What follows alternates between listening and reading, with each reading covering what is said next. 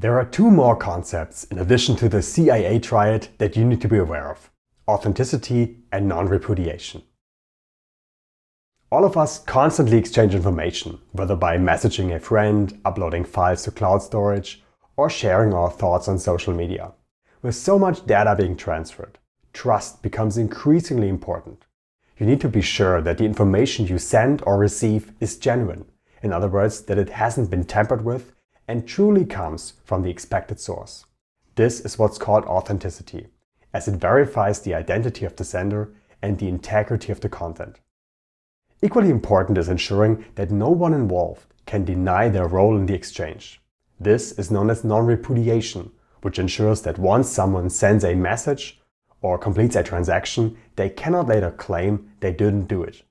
Together, authenticity and non-repudiation create a foundation for secure and reliable communication, protecting both senders and recipients from fraud and misinformation.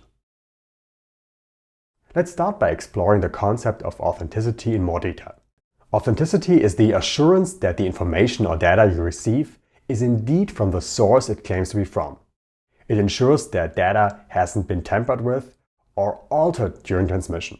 In other words, when you receive a message or a file, you want to be certain that it has not been manipulated by a malicious actor. Here you can see the official and rather technical definition of authenticity. It's defined as the property that an entity is what it claims to be. Now let's move on to non-repudiation. The official definition is not easy to understand, so let me clear things up for you. Non-repudiation goes hand in hand with authenticity, but it adds an extra layer of assurance. Non-repudiation ensures that the sender of a message or file cannot deny having sent it. It means that once someone sends a piece of data, they cannot later claim that they didn't send it, even if they want to. One of the most powerful tools in achieving both authenticity and non-repudiation is the use of so-called digital signatures. Let's break down how digital signatures work and why they are a prime example of these concepts. Imagine you have a document you want to send securely to another party. You could simply send it as it is, but how can the recipient be sure it hasn't been altered along the way?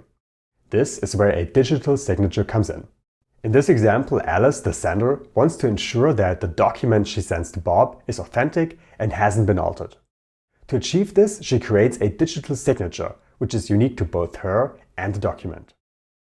The digital signature is generated using Alice's private key, the one in red, when we are part of an asymmetric cryptography system. Essentially, this signature is a unique string of characters created by applying a cryptographic algorithm to the document.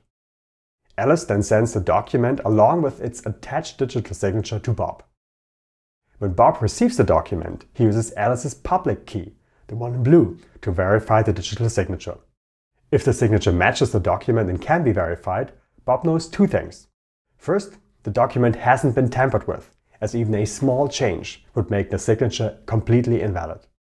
And second, the document was indeed sent by Alice, as only her private key could have created the signature that corresponds to her public key.